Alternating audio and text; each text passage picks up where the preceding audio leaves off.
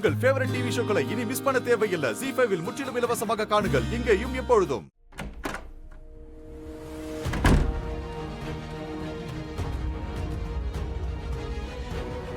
என் முன்னாடி வாயை திறக்கவே பயப்படுறவ என் முன்னாடியே சவால் விடுற மாதிரி பேசிட்டு இருக்கா. அப்படின்னா ஏதோ அவங்க பிளான் பண்ற மாதிரி இருக்கு. அவங்களுக்கு முன்னாடி நாம முந்திக்கணும்.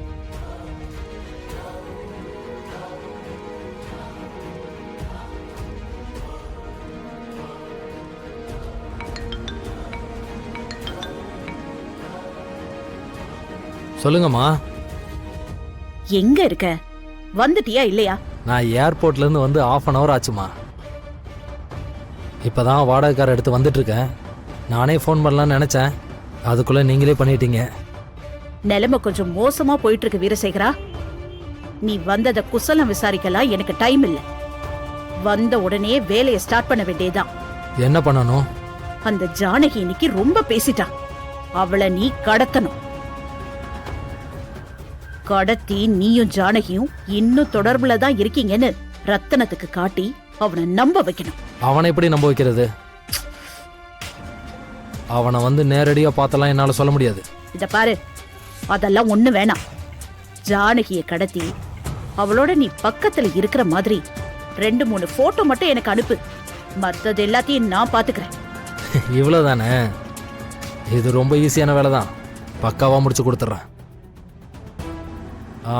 அப்புறம் இந்த பேமெண்ட்லாம் எப்படி? பேமெண்ட் எல்லாம் பாத்துக்கலாம். முதல்ல நீ வேலையை முடி. என் பொண்ணுக்கு கல்யாணம் வச்சிருக்கேன். பையன் வீடு கொஞ்சம் பெரிய இடம். அதுக்கு கொஞ்சம் பணம் தேவைப்படுது. அதுக்காக தான் இதையே நான் ஒத்துக்கிட்டேன். மேடம், ஏமாத்திட மாட்டீங்களே? ஏய், இன்னைக்கு நீ சிங்கப்பூர்ல செட்டில் ஆகி வாழ்ந்துட்டு இருக்கிறதுக்கு காரணமே நான் தாங்கிறத மறந்துடாத. நீ மட்டும் ரத்தினத்துக்கு விசுவாசியா இருந்திருந்தா அப்படியே தான் இருந்திருப்ப. அந்த நன்றி விசுவாசம் இருக்கிறதுனால தானம்மா நீங்க ஃபோன் பண்ணதும் அடுத்த ஃப்ளைட்டை பிடிச்சு வந்துட்டேன். சரி சரி, ரெடியா இரு. எப்ப என்ன பண்ணணும்னு நான் சொல்றேன். ஓகேம்மா, நான் ரெடியா தான் இருக்கேன். நீங்க கால் பண்ணுங்க. ம்.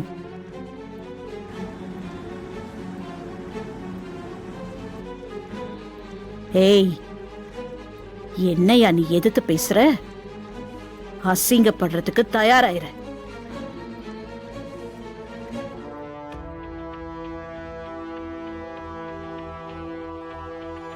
வள்ளி, வீட்டில் எல்லாரும் தூங்கிட்டாங்கன்னு நினைக்கிறேன். நீங்கள் போய் ஐயா முடிச்சிருந்தாருன்னா ஒரு அட்டண்டன்ஸை போட்டுட்டு வந்துடுங்க. இல்லைன்னா காலையில் எந்திரிச்சதும் கேள்வி கேட்பாரு. நான் கார்டனில் இருக்கேன், நீங்கள் வாங்க. ம்.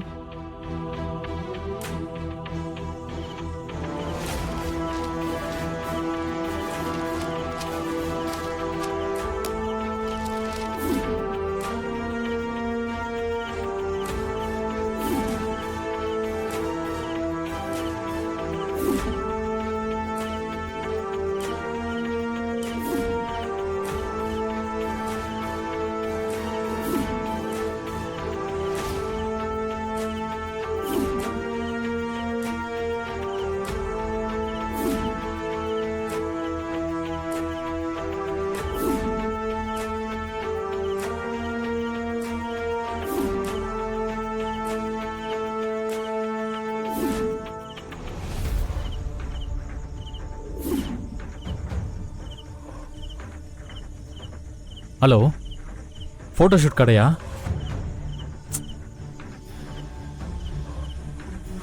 என்ன வள்ளி, ஐயா பார்த்தீங்களா? பார்த்தேன். எங்க போனா ஆளையே காணும்னு கேட்டாரு. ரூம்ல தான் இருந்தேன்னு சொன்னேன். அப்புறம் அவர் ஒன்றும் சொல்லல. அப்பாடா, ஒரு பிரச்சனையிலேருந்து தப்பிச்சாச்சு.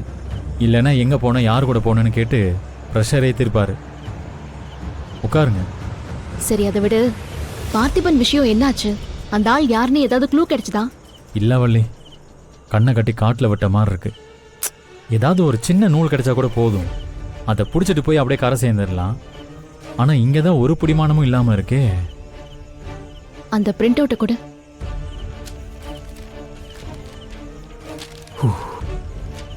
பேசாம இதில் இருக்கிற எல்லா நம்பருக்கும் கால் பண்ணி பார்த்தா என்ன? இவ்வளோ நேரம் அதுதான் பண்ணிட்டு இருந்தேன். நீங்களே பாருங்களேன், அதில் இருக்கிறது எல்லாமே லேண்ட்லைன் நம்பராக தான் இருக்குது.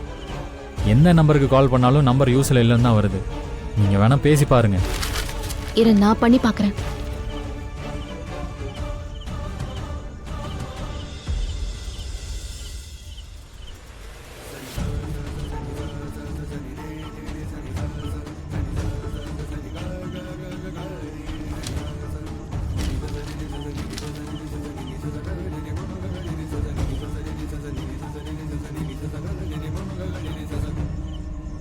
வேலா, எந்த நம்பரும் யூஸ்ல இல்ல. நான் தான் சொன்னலைங்க இது வேஸ்ட்டுன்னு.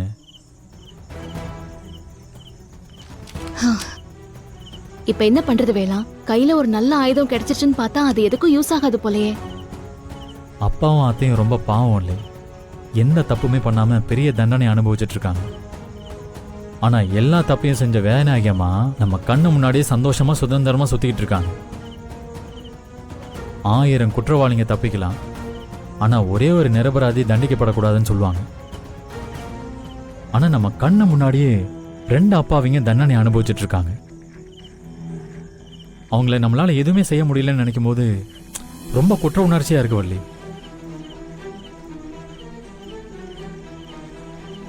வேலா, நீ ஒன்னும் கவலைப்படாத. கண்டிப்பா ஏதாவது பிடிமானம் கிடைக்கும். மாமாவை அந்த பழியில இருந்து வெளியில கொண்டு வந்துடலாம். இல்ல வள்ளி, 25 வருஷமா கிடைக்காத ஆதாரமா இப்ப கிடைக்க போகுது. இந்த சின்ன போட்டோ பிட்டு கிடைச்சதும் எல்லாமே முடிஞ்சு போச்சு. அப்பாவை ஈஸியா வெளியில கொண்டு வரலாம்னு நினைச்சேன். ஆனா இது ஒண்ணுமே இல்ல, வெறும் பேப்பர் தான் நினைக்கும் போது வெறுப்பா இருக்குங்க.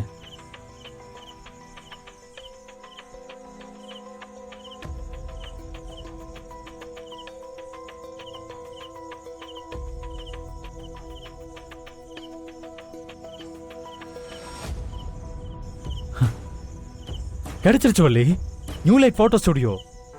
என்ன சொல்ற? அது என்ன நியூ லைட் போட்டோ ஸ்டுடியோ? இந்த போட்டோவை யாரு பிரிண்ட் பண்ணாங்களோ அந்த ஸ்டுடியோட பேரு நியூ லைட் போட்டோ ஸ்டுடியோ. இதோ அங்கதான் அதை பிரிண்ட் பண்ணாங்க. ஐயோ ஆமா.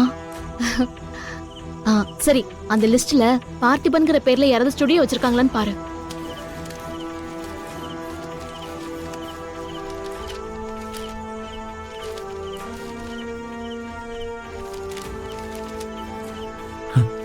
இந்தா இருக்கு, மாட்டிக்கிச்சு. நியூ லைட் போட்டோ ஸ்டுடியோ உரிமையாளர் பார்த்திபன் இருக்கு. நான் சொன்னேன்ல, கண்டிப்பா ஏதாவது க்ளூ கிடைக்கும்னு. பாத்தியா வேலா, இப்ப மொத்த ஜாதகமும் கிடைச்சிருச்சு. இப்ப டக்குன்னு அதுல இருக்கிற நம்பருக்கு கால் பண்ணு.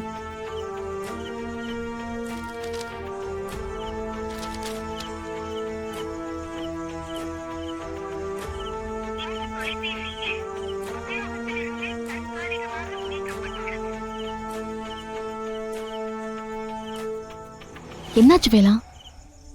யூஸ்ல இல்லைன்னு வருது. வேலா, பரவாயில்ல விடு. இப்பதான் அட்ரஸ் இருக்குல்ல. நாளைக்கு முதல் வேலையா நாம நியூ லைட் போட்டோ ஸ்டுடியோக்கு தான் போறோம். ஓகேவா? ஓகே. அப்ப நீங்களும் என் கூட வாங்க, நம்ம 2 பேரும் போய் பார்ப்போம். சரி. ஜீ5 ஆப்பை டவுன்லோட் செய்து அனைத்து எபிசோடுகளையும் இலவசமாக பாருங்க.